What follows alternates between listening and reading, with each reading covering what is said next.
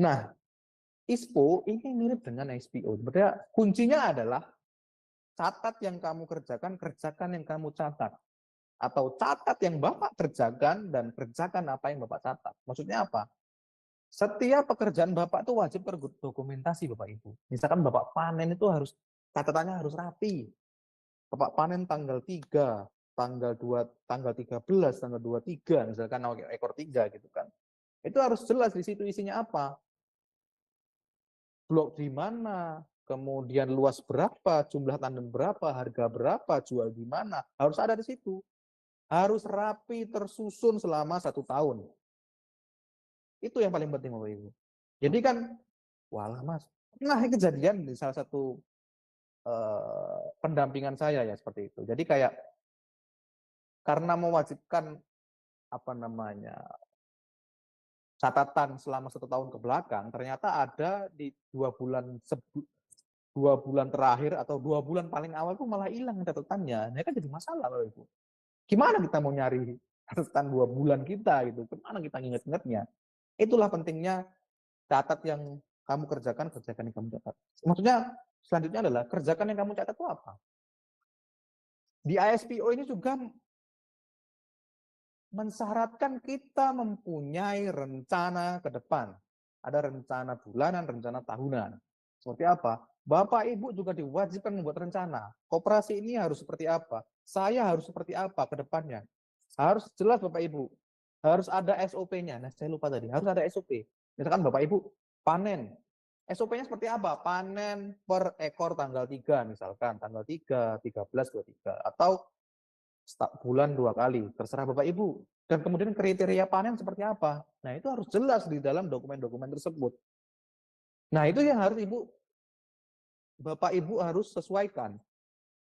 Harus sesuaikan. Kemudian tadi untuk transparansi. Transparansi apa, Mas? Transparansi ini adalah memastikan seluruh anggota Bapak Ibu itu mengetahui berapa kilogram yang Bapak jual, berapa harganya, berapa hasilnya, berapa potongannya. Itu harus jelas terdokumentasi dengan sangat baik. Nggak hanya dipanen ya, di mupuk pun juga Bapak wajib catat, Pak. Wajib catat, wajib terdokumentasi dengan sangat baik seperti itu.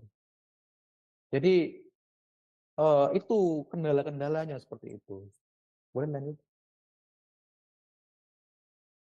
Nah ini contohnya kesulitan ICS, legalitas lahan. Legalitas lahan kita ini kan, ya jujur saja lah, kalau petani-petani yang transpir ataupun trans yang dari zaman Pak Soeharto dulu, itu sudah dipastikan ya jauh lebih enak karena kan mereka lengkap gitu, lengkap dalam arti bentuk lahannya lengkap, dimanapun lengkap, surat-suratnya lengkap, legalitasnya lengkap, jelas gitu. Walaupun nggak jelas-jelas sekali kadang Bapak Ibu, kadang diurut juga ternyata tidak dapat diurut dari siapa dapat tanah tersebut. Nah, di dalam ISPO juga diwajibkan untuk traceability. Traceability nggak hanya traceability terhadap buah kita dipanen di blok mana, juga traceability terhadap sejarah penguasaan lahan kita Bapak Ibu.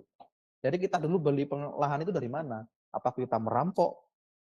Atau kita merampas hak orang lain? Seperti itu harus jelas di situ gitu. Itu ada formnya bahwa saya mendapatkan lahan ini tidak dari konflik.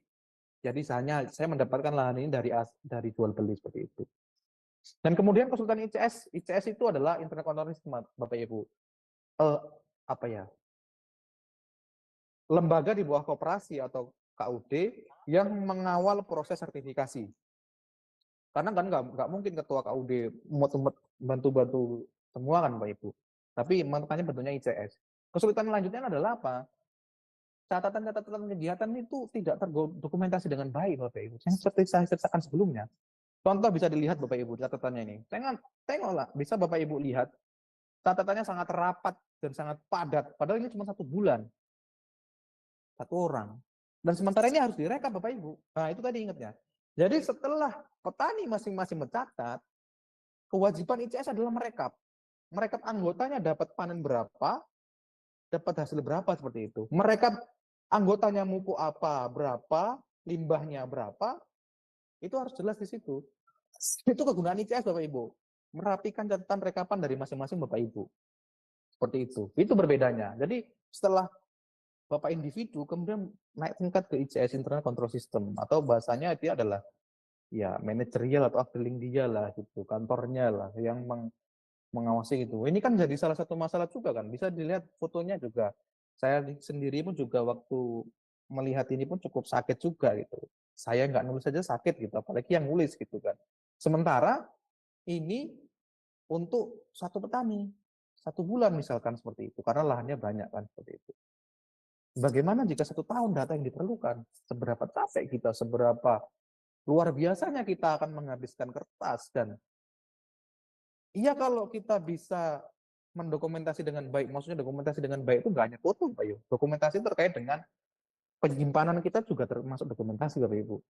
Kemudian penomoran surat kita, itu juga termasuk dokumentasi, Bapak Ibu semua. Jadi bukan dokumentasi itu bukan hanya untuk foto atau foto, enggak. Dokumentasi itu ada merangkap seluruhan dari proses dokumentasi seperti itu. Jadi kesulitan-kesulitan tersebut yang Sawit Pro terus tumbuh.